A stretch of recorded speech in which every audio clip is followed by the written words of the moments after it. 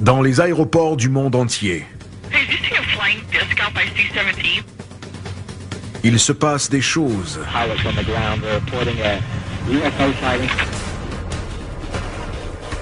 Ignorées par les compagnies aériennes et les gouvernements.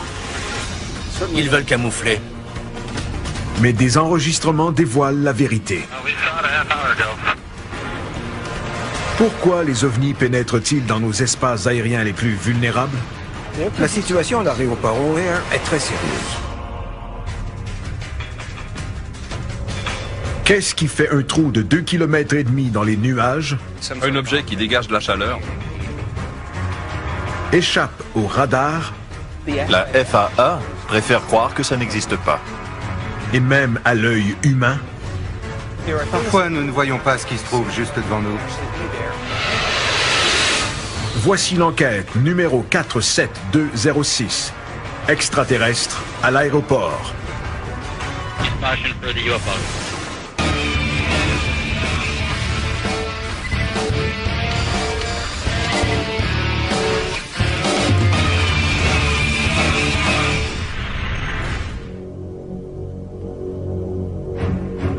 « 7 novembre 2006, 16h15. L'aéroport international O'Hare de Chicago est très achalandé. On compte environ 100 départs et 100 arrivées à l'heure. Un objet semble toutefois avoir échappé à la toile virtuelle des radars et des contrôleurs aériens qui enveloppent l'espace aérien chargé. Selon les témoins oculaires, un objet gris foncé en forme de disque, mesurant entre 2 et 9 mètres de diamètre, a flotté à une altitude de 300 à 580 mètres au-dessus de la porte C-17 du terminal de United Airlines. Le présumé OVNI a été vu par une douzaine d'employés de United Airlines et de l'aéroport, incluant des agents de piste, des mécaniciens, des directeurs et des pilotes. Les contrôleurs aériens sont avisés de la présence de l'OVNI, mais ils affirment ne pas avoir l'objet sur les radars de la tour de contrôle. Peu après, vers 16h34, l'objet s'élance dans le ciel à une vitesse vertigineuse, créant un trou dans la couverture nuageuse très dense.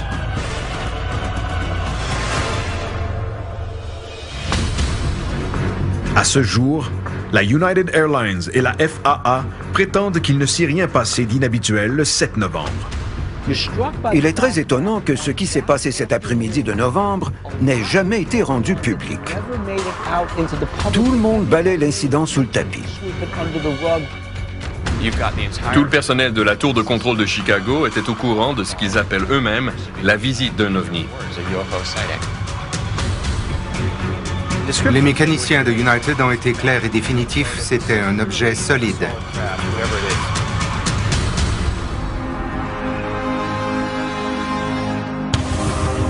Au sol, à Chicago, Pat Oskert cherchera des détails sur cet ovni et sur la manière dont l'histoire est devenue publique. On doit envisager la possibilité qu'un objet flottait vraiment au-dessus de l'aéroport. Ted Ackworth volera en mission pour savoir comment un disque ou tout autre objet peut échapper au radar d'un des aéroports les plus achalandés au monde. J'ignore comment un avion conventionnel peut voler dans cet espace aérien sans être détecté. Bill Burns se penchera sur les répercussions liées à la sécurité. Parfois, les gens sont tellement craintifs qu'ils préfèrent nier. Mais la situation à l'aéroport O'Hare pourrait être très sérieuse.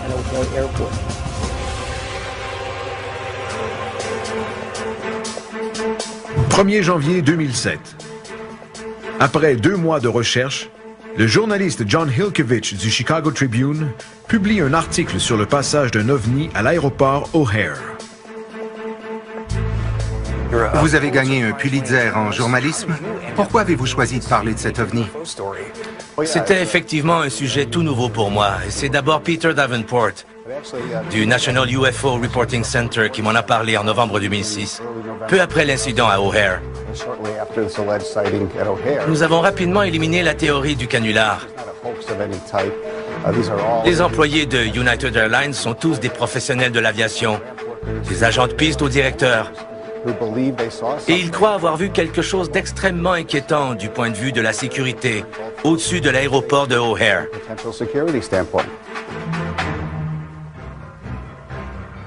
Les recherches de John révèlent que peu après 16 heures, un agent de piste à la porte C-17 a regardé au ciel et a vu un disque gris foncé qui mesurait environ 7 mètres de diamètre flotter à une altitude entre 300 et 580 mètres.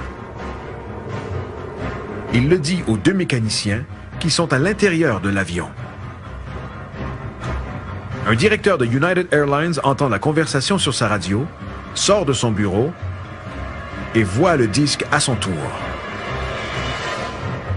De plus, deux pilotes en attente de décoller ont également rapporté avoir vu l'OVNI.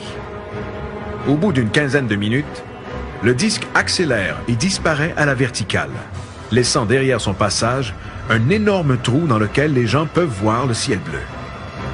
Parce que l'objet n'a pas été capté par les radars ni aperçu par les contrôleurs aériens, la FAA a toujours refusé d'enquêter sur cet événement. Ils ont d'abord tenté de ridiculiser l'affaire en disant que leur théorie était définitive. C'était un phénomène météorologique. Ils n'avaient pas l'intention d'enquêter davantage.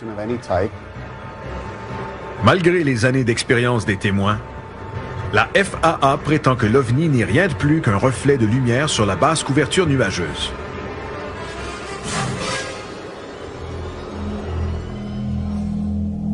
Pourquoi la FAA ignore-t-elle ces témoins crédibles? Les procédures de la FAA stipulent clairement que les rapports d'OVNI, d'objets non identifiés ou tout autre phénomène aérien inhabituel doivent être communiqués au National UFO Reporting Center ou aux autorités locales. United Airlines n'est pas une entité gouvernementale, mais une compagnie privée. Quelle est leur réaction? Au début, ils m'ont dit qu'ils ne savaient rien sur cet OVNI et qu'ils n'avaient aucune documentation là-dessus.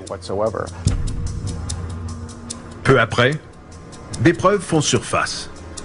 Suite à de nombreuses demandes basées sur la loi de l'accès à l'information, les communications de la tour de contrôle sont enfin dévoilées et des employés voient clairement quelque chose. Voici les enregistrements entre les employés de United Airlines et les contrôleurs aériens entendus pour la première fois à la télévision. Do you see anything above United Concourse? They actually, believe it or not, they called us and said somebody observed a flying disc about 1,000 feet above the 8 Charlie 17. You see anything over there? We saw it a half hour ago. Who saw it? A whole bunch of us over at the Charlie Concourse.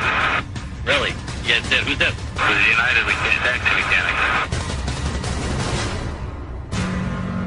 Selon John Hilkovich, les employés de United Airlines ont apparemment été sommés par la compagnie de ne pas parler de l'incident.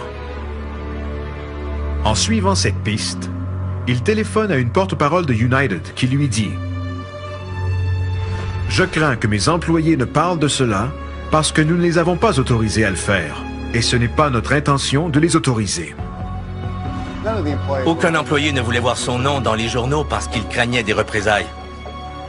Les enquêteurs tentent de rencontrer des employés de United Airlines, mais la réponse est souvent courte et polie. Merci pour l'invitation, mais nous devons la décliner. La FAA et United Airlines sont-ils complices? Ils veulent camoufler quelque chose. Ont-ils inventé une histoire derrière les rideaux? Je n'en sais rien. Mais les deux s'entendent pour dire que rien ne s'est passé, alors que les communications radio du 7 novembre prouvent exactement le contraire.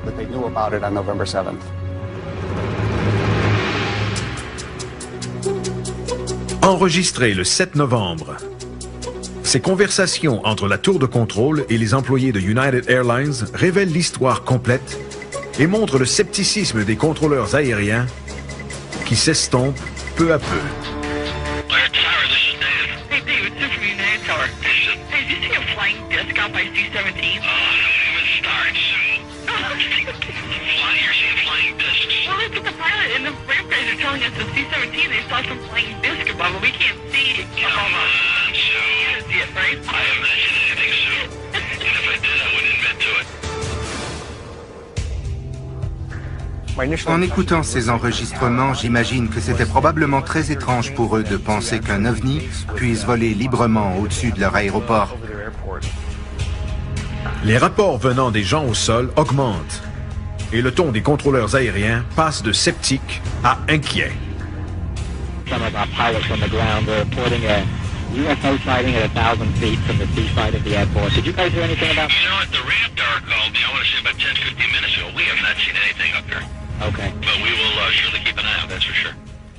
We're listening. On écoute l'incident. Les vraies voix des vraies personnes dans la tour parlent aux employés de United qui disent avoir vu ce jour-là un ovni au-dessus de leur tête.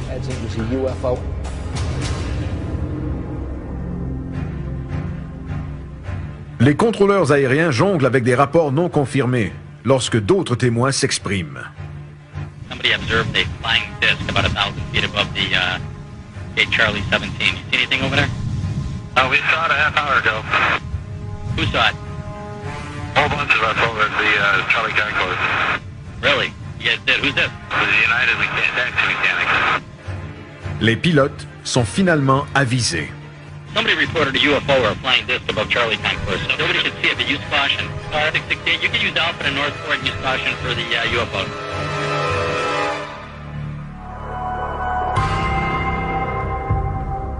L'incident à O'Hare n'est pas le premier du genre à survenir près d'un aéroport. En 1978, à l'aéroport international McCarran de Las Vegas, des piétons et un pilote ont vu un objet en forme de disque muni de lumière blanche très éclatante. En 1997, au-dessus de l'aéroport JFK à New York, un 747 de Swiss Air a évité une collision de justesse avec un objet cylindrique éclatant qui volait à grande vitesse. Un groupe a effectué une enquête approfondie sur l'incident du 7 novembre, le NORCAP, le Centre d'aviation nationale sur les phénomènes anormaux. En tant qu'organisme, le NORCAP ne s'adresse qu'aux pilotes et aux contrôleurs aériens qui rapportent avoir vu des PAN, ou phénomènes aériens non identifiés.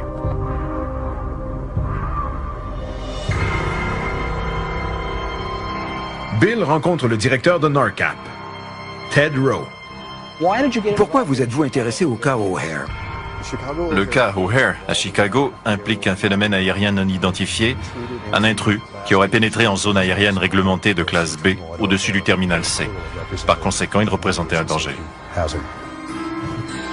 La zone aérienne de classe B s'étend jusqu'à 3050 mètres d'altitude au-dessus des aéroports les plus achalandés des États-Unis.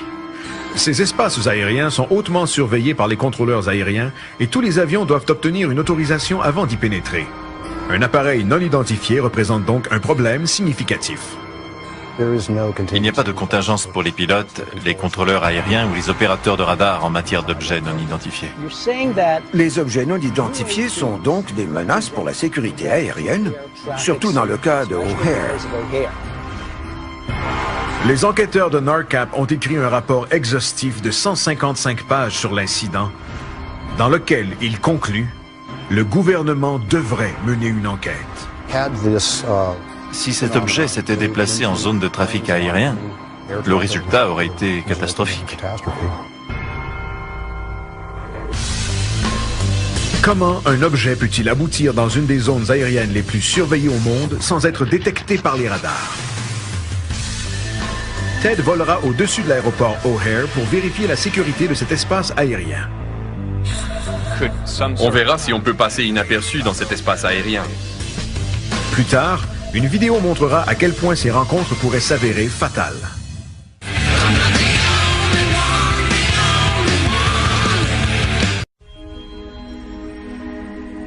L'équipe est à Chicago, en Illinois, pour enquêter sur un ovni en forme de disque qui aurait été vu par des employés de United Airlines le 7 novembre 2006 à l'aéroport international O'Hare. Depuis quelques années, l'État de l'Illinois est un point chaud en matière de manifestations d'ovnis. Des enquêtes précédentes ont porté sur plusieurs témoignages sur la présence d'un objet triangulaire énorme près de Tinley Park en 2004. Puis, il y a eu cette poursuite aérienne d'un autre objet triangulaire par 5 différents services de police dans le sud de l'Illinois en 2000. Un ovni aurait maintenant été vu dans la plus grande ville de l'État et l'un des aéroports les plus achalandés au monde. L'objet étrange aperçu à O'Hare aurait flotté au-dessus de la porte C-17 de la compagnie United Airlines pendant une quinzaine de minutes avant de disparaître à grande vitesse, à la verticale, laissant un trou rond dans l'épaisse couche nuageuse. Comment cet objet a-t-il pu pénétrer dans l'espace aérien réglementé? Le ciel au-dessus de l'aéroport O'Hare de Chicago est l'un des plus surveillés au monde. Ted s'apprête à vérifier si un petit avion peut déjouer la sécurité de l'aéroport. L'objectif de ce vol est de tester si, oui ou non, un appareil peut entrer dans l'espace aérien de l'aéroport O'Hare sans en aviser les différents paliers d'autorité et sans être capté par les radars. Autour du monde, les espaces aériens réglementés sont organisés en cylindres imaginaires qui enveloppent les aéroports. Les cylindres deviennent plus étroits à mesure que les avions descendent. Du sol, ils ressemblent à un gâteau de mariage inversé. À chaque étage du gâteau, le niveau de communication augmente entre la tour de contrôle et le pilote. Scott Schweider, un instructeur de pilotage local, aidera Ted à voler en direction de l'aéroport O'Hare. Ce sera dur, parce qu'ils devront dévier la circulation pour nous. Ils seront occupés.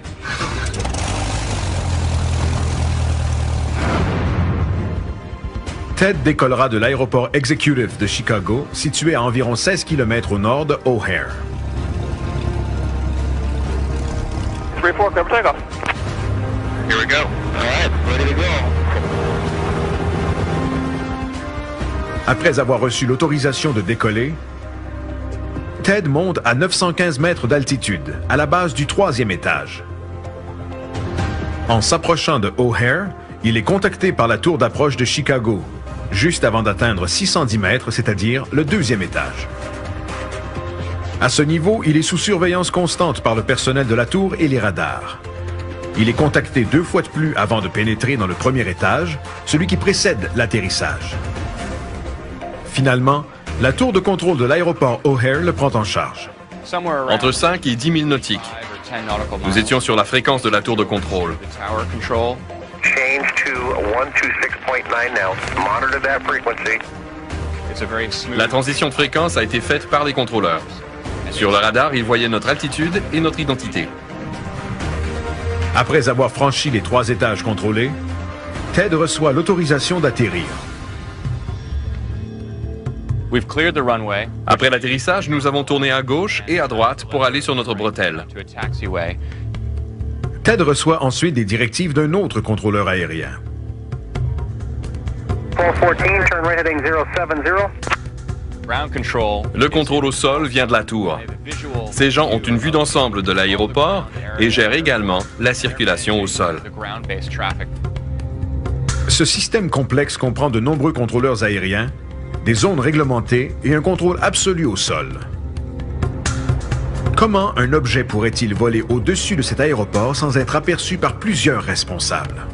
À mon avis, il est totalement impossible pour un appareil conventionnel d'entrer dans cet espace aérien ou celui de tout autre aéroport sans être détecté. Les travailleurs au sol et les pilotes refusant de parler de l'incident, d'autres témoins oculaires sont cruciaux afin de confirmer l'incident à O'Hare. Sam Maranto, du Mutual UFO Network de Chicago, en connaît un. On a besoin d'un témoin oculaire qui n'a aucun lien avec la FAA et United Airlines. J'ai la personne qu'il te faut. Le témoin de Sam était dans sa voiture, en direction de l'aéroport, lorsqu'elle a remarqué quelque chose dans le ciel. Elle roulait sur la route Mannheim lorsqu'elle a aperçu un objet au-dessus de la porte C-17.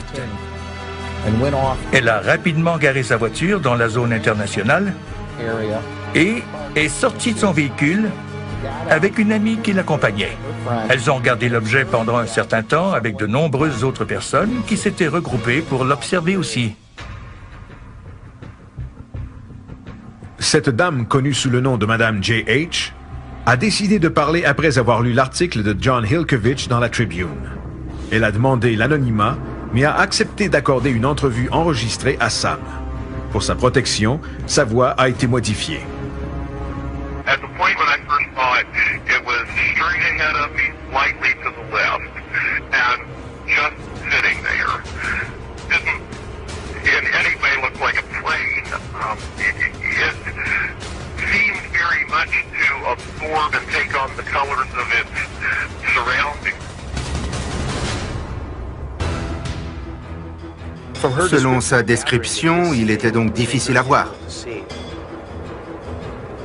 Cette description sous-entend que l'OVNI se confondait à l'atmosphère, ce qui rappelle un autre incident du genre survenu à Paris en 1994. Un commandant d'Air France a également vu un disque qui se serait dématérialisé devant ses yeux. Est-ce une autre manifestation d'un OVNI muni d'une nouvelle technologie furtive?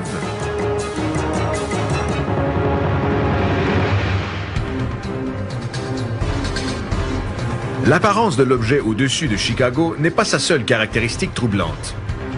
It went from just a dead zero to just God only knows what instant velocity. I mean, it just went, and people gasped, and a couple people totally squealed when it took off. Les réactions.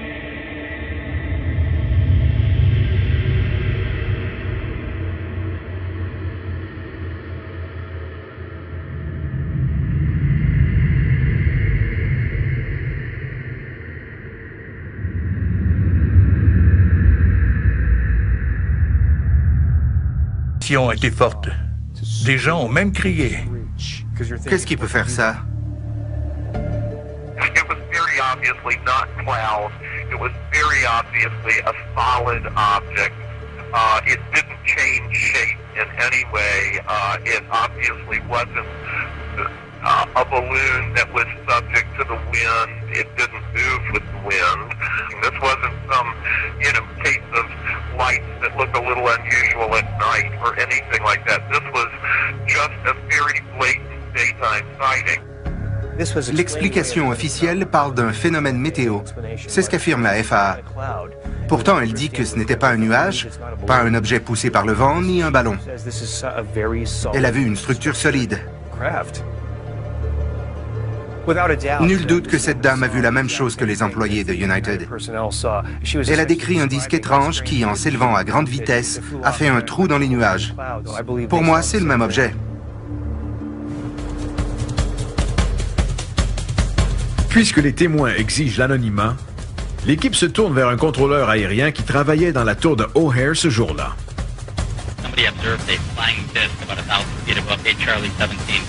Il parle pour la première fois à la télévision. Les employés de United ont vu un objet étrange.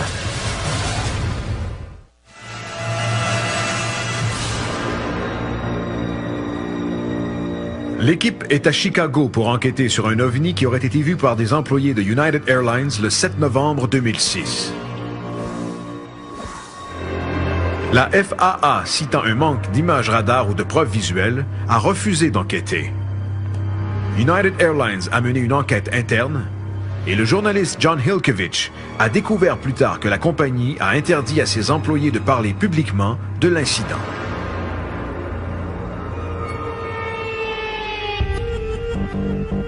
Pat et Bill ont entendu les enregistrements de la tour et rencontrent maintenant Craig Bursick, un contrôleur aérien depuis 22 ans, dont 18 ans à l'aéroport O'Hare.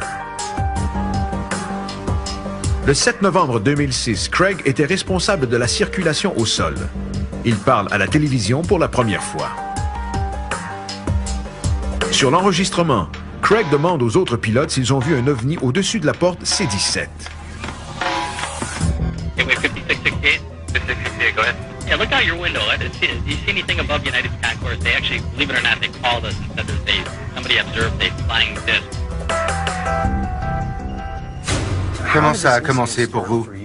Mon superviseur a répondu au téléphone et il a ensuite déposé pour crier à tout le monde qu'un employé de United Airlines était en train de lui dire qu'un objet étrange survolait le terminal. Il nous a demandé si nous avions aperçu quelque chose d'anormal ou si des hélicoptères volaient au-dessus de l'aéroport, et nous avons répondu par la négative. Même s'il ne voit rien au-dessus de la porte en question, Craig contacte d'autres pilotes qui volent à l'endroit mentionné. Somebody observed a flying disc about 1,000 feet above the Charlie 17. You see anything over there? Un avion régional était garé du côté opposé du terminal de United Airlines, et je suis allé voir ce pilote pour l'informer que j'avais reçu un appel d'une personne qui avait vu quelque chose d'anormal. Il ne voyait rien, il n'avait rien vu, et il était là depuis 20 minutes. Leur conversation est alors interrompue par un agent de piste qui déplace un avion vers le terminal. We saw it a half hour ago. Who saw it? A whole bunch of us over at the Charlie Concourse. Really? You guys did? Who's this? The United Taxi Mechanics. Qu'avez-vous fait avec ces informations contradictoires? Comment les avez-vous traitées? Si nous avions vu l'objet comme eux, la situation aurait été différente. Mais on n'avait rien vu et il y avait bien 15 personnes dans la tour de contrôle à ce moment-là. Des contrôleurs, des superviseurs, des responsables de la circulation. Et la tour est conçue pour que nous voyions tout ce qui se passe. C'est notre travail d'assurer la sécurité. On a une vue à 360 degrés.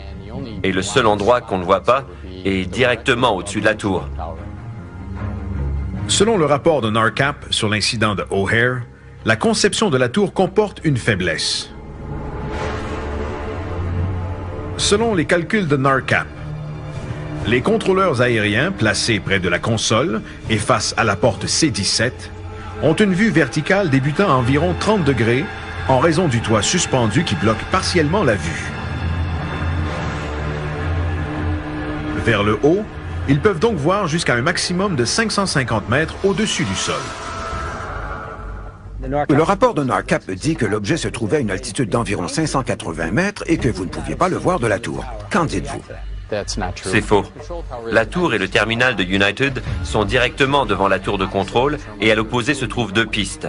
J'aurais vu un objet au-dessus du terminal de United. Par curiosité, si vous l'aviez vu, qu'auriez-vous fait? Nous aurions cessé les départs et les arrivées et mis les avions en attente, mais nous n'avons rien vu. Il n'y avait rien à enquêter et ça n'a eu aucun impact sur nos opérations.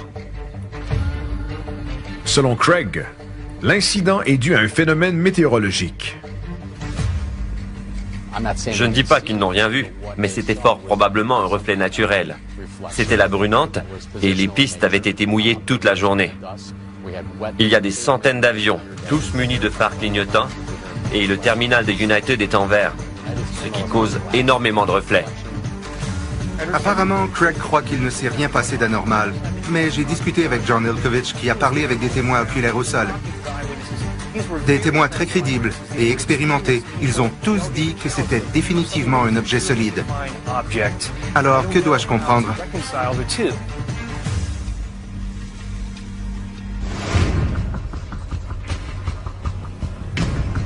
Un dernier détail sur l'incident à O'Hare pourrait prouver sa véracité. Selon les témoins, l'OVNI s'est élevé dans le ciel à une vitesse incroyable. Et il a créé un trou dans l'épaisse couche nuageuse, laissant voir le ciel bleu.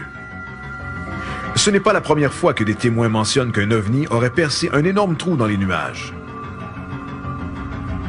C'est arrivé à Terre-Neuve en 1947, à Warwickshire, Angleterre en 1977, et plus récemment à Ventura, en Californie en 2002. Ted rencontre William Puckett, météorologue et co-auteur du rapport NARCAP sur l'OVNI de Chicago. Les témoins qui ont vu ce trou dans les nuages, regardaient-ils le ciel directement au-dessus d'eux ou davantage à l'horizontale? Ils regardaient directement au-dessus de leur tête. Et immédiatement après que l'objet se soit élevé à grande vitesse, ils ont vu le trou dans les nuages et le ciel bleu. La couche nuageuse avait quelle épaisseur ce jour-là? Nous avons établi que le dessus de la couche nuageuse était à 3050 mètres d'altitude. Si l'OVNI est entré dans les nuages à 580 mètres et qu'il a percé un trou jusqu'au sommet des nuages, le trou mesurait environ 2430 mètres de haut. Il y avait donc un trou cylindrique de 2430 mètres de long. À votre avis, quel type d'énergie peut percer un tel trou dans les nuages? Ce niveau d'évaporation en 1 ou 2 secondes exige une quantité d'énergie astronomique. Selon certains calculs, 100 mégawatts de puissance sont nécessaires afin de créer suffisamment de chaleur pour percer un trou aussi haut. En comparaison, les moteurs d'un avion 747 pesant près de 200 tonnes et suffisamment rapides pour briser le mur du son ne génèrent que 60 mégawatts. Presque la moitié de la puissance requise pour percer le trou dans la couche nuageuse à Chicago le 7 novembre.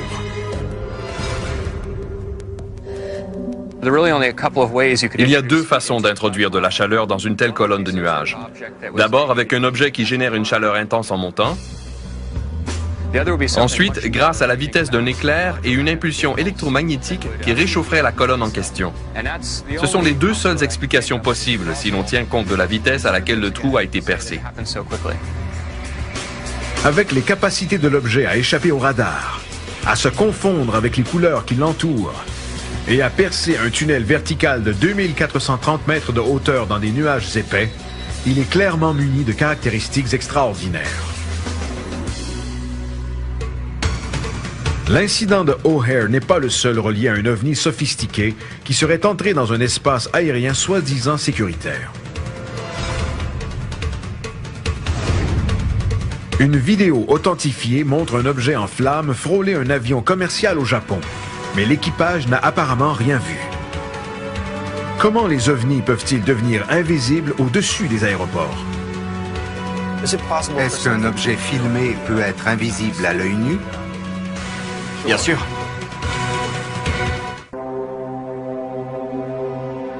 Un ovni qui aurait survolé l'aéroport de Chicago suscite de l'inquiétude sur la sécurité des aéroports, mais un autre cas est encore plus troublant. Un ovni qui aurait survolé l'aéroport de Chicago suscite de l'inquiétude sur la sécurité des aéroports, mais un autre cas est encore plus troublant. Le 23 octobre 2004, à une cinquantaine de kilomètres de l'aéroport international Itami à Osaka, au Japon, M. Kiyoshi Amamiya filme des avions lorsqu'il aperçoit quelque chose qu'il ne comprend pas.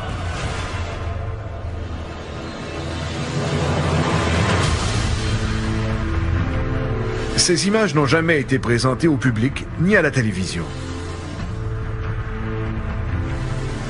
L'objet qui semble embrasé se dirige tout droit sur cet avion commercial et passe dangereusement près de l'aile gauche.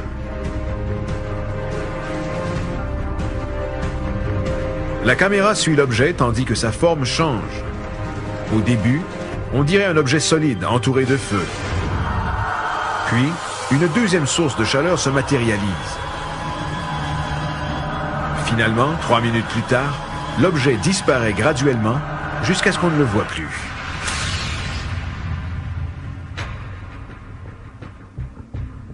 L'objet est clairement visible dans le viseur de la caméra. Mais lorsque l'homme qui filme tente de le regarder sans la caméra, il ne voit rien. L'objet est invisible à l'œil nu.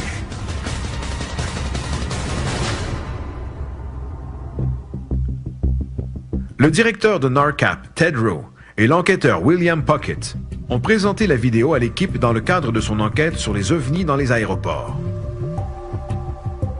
C'est une vidéo passionnante, parce qu'on voit un objet dangereusement proche d'un avion dont le pilote n'aurait rien vu.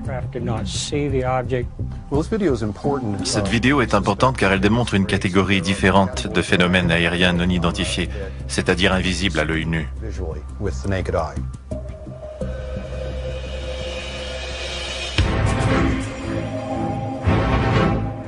Ce n'est pas la première fois qu'un objet invisible à l'œil nu apparaît sur film.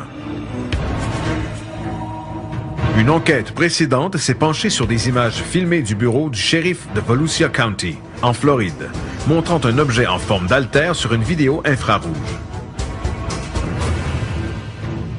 Cet objet, qui survolait également un aéroport,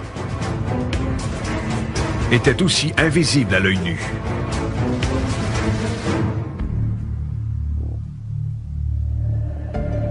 Quel type de technologie peut rendre un objet volant invisible? Et pourquoi une caméra peut-elle filmer quelque chose que nous ne pouvons pas voir? Pour en savoir plus, Pat et Ted rencontrent Peter Morse du service de physique du Santa Monica College. Je cherche des réponses scientifiques. Est-ce qu'un objet filmé peut être invisible à l'œil nu? Bien sûr. La lumière visible fait partie du spectre électromagnétique et nous n'en voyons que des parcelles. Mais il y a d'autres éléments du spectre électromagnétique comme les rayons gamma, les rayons X, les ondes radio et les infrarouges. Nos yeux sont incapables de voir certains de ces éléments et cet objet en faisait peut-être partie. Ici, on se sert d'une caméra comme celle-ci. Elle n'est pas identique à l'œil humain, alors elle peut percevoir des choses que l'œil humain est incapable de voir. Ted croit que l'objet filmé au Japon était visible à la caméra et non à l'œil nu du caméraman parce qu'il émettait probablement des infrarouges.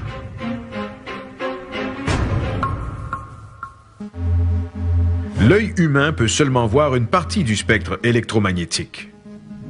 La lumière infrarouge va au-delà de la capacité de l'œil, mais certaines caméras plus sensibles sont en mesure de voir des choses que l'œil ne perçoit pas, incluant la lumière infrarouge. Voici une lampe de poche à infrarouge. Elle n'émet que de la lumière infrarouge, alors nos yeux ne peuvent pas la voir. Si j'éclaire ce morceau de plastique... Elle l'éclaire en ce moment? Absolument. Je ne vois rien. Regarde à la caméra. Ouais, je la vois maintenant.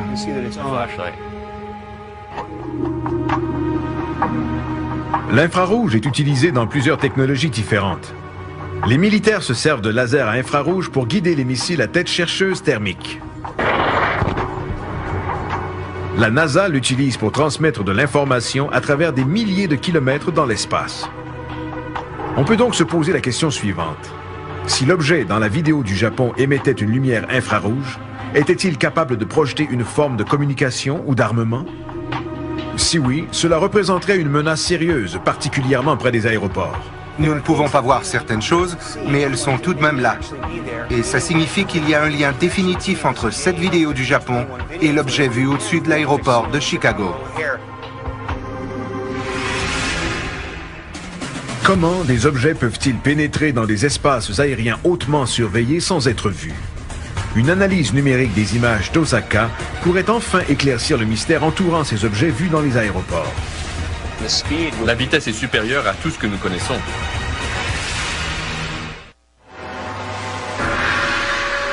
Plusieurs employés de l'aéroport international O'Hare de Chicago ont vu un objet en forme de disque, mais les contrôleurs et les radars de la tour n'ont rien vu. Une sphère lumineuse a été filmée dans le ciel du Japon, frôlant dangereusement un avion, mais elle est invisible à l'œil nu.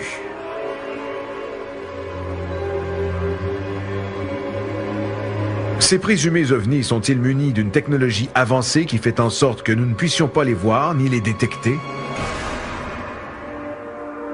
Ted fait appel à l'analyste d'images Terrence Mason pour tenter d'identifier l'objet inconnu. Il passe très près de l'aile. Il n'y a pas plus de 300 mètres qui les séparent. Non. Il est très près. Si on peut déterminer que l'objet est de ce côté de l'avion, ça prouvera qu'il est à moins de 300 mètres. Terrence isole, rehausse et zoome le bout de l'aile le plus possible. Mais l'image n'est pas concluante. Selon ce que je vois, il est derrière l'aile. Qu'en dis-tu? On dirait que l'objet est entre nous et l'avion. Mais manifestement, on n'obtiendra pas plus d'informations avec cette image. Ne sachant pas où se trouve l'objet exactement, il tente de calculer sa vitesse afin d'obtenir plus d'indices. Je vais d'abord stabiliser l'espace autour de ce gros avion, afin d'isoler l'objet. Et ce sera plus facile d'évaluer sa vitesse relative dans l'image. L'image stable fait paraître l'avion totalement immobile dans le ciel. La trajectoire et la vitesse de l'objet, alors qu'il passe près de l'avion, peuvent maintenant être calculées. En une seconde, il semble parcourir la distance de 2 longueurs d'un bout de l'aile à l'autre, c'est-à-dire entre 100 et 120 mètres par seconde, ce qui équivaut à 800 km à l'heure. Selon Ted, si l'objet vole à la même hauteur que l'avion, il se déplace à plus ou moins 800 km à l'heure.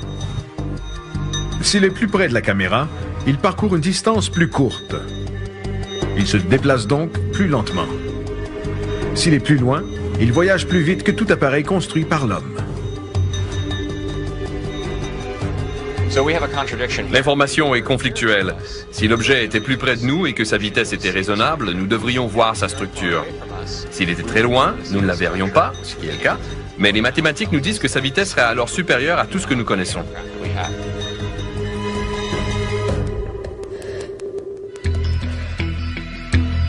Terrence peut également prouver que l'objet s'éloigne de la caméra. On sait qu'il s'éloigne parce qu'il est affecté par la distorsion atmosphérique et la brume. De plus, on voit la saturation des couleurs, tandis qu'il disparaît graduellement. Ces détails indiquent qu'il s'éloigne. Ces données éliminent la possibilité d'appareils militaires, parce qu'ils auraient pu être identifiés au début de la vidéo.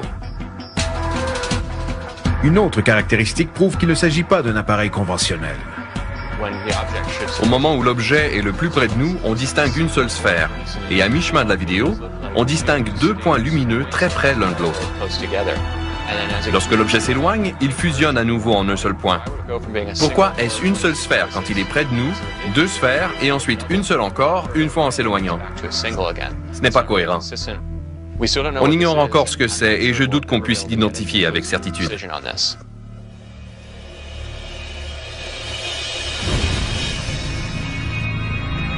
À Chicago et au Japon, l'identité de ces objets demeure incertaine.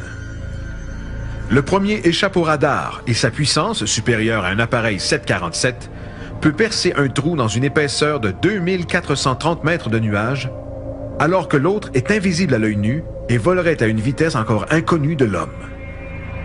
Si de telles technologies ne peuvent pas être identifiées, quelles sont les répercussions dans nos espaces aériens? Bill rencontre Nick Pope, un ancien membre du ministère de la Défense britannique, qui était en charge des enquêtes et des recherches sur les ovnis pour le gouvernement britannique.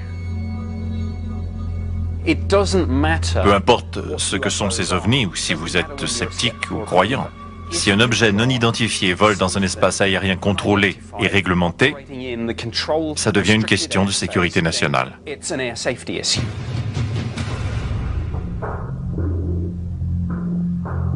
Inquiet par le refus de la FAA d'enquêter sur l'incident à O'Hare, Nick Pope publie un éditorial dans le New York Times en juillet 2008 qui l'intitule « Menace volante non identifiée ».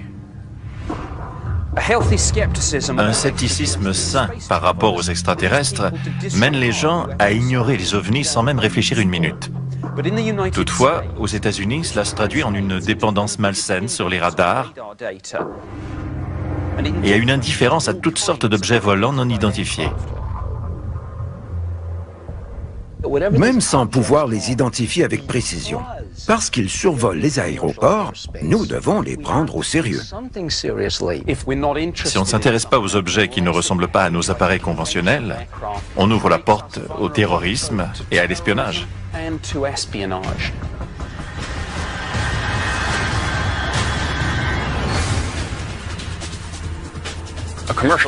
Un avion de ligne qui entame son approche finale est au stade le plus crucial de son vol. Et si quelque chose interférait ou le frappait à cette étape du vol, le danger serait extrême. Si les pilotes et le personnel au sol, qui sont responsables de la sécurité des appareils, voient quelque chose d'anormal dans le ciel, leur témoignage ne devrait même pas être contesté. Ce réflexe de garder l'information secrète en regard aux ovnis travaille contre nous, c'est certain. Mais les pilotes sont en danger s'ils ne savent pas comment réagir devant un ovni. Un protocole doit absolument être mis en place par la FAA, le gouvernement ou un autre organisme.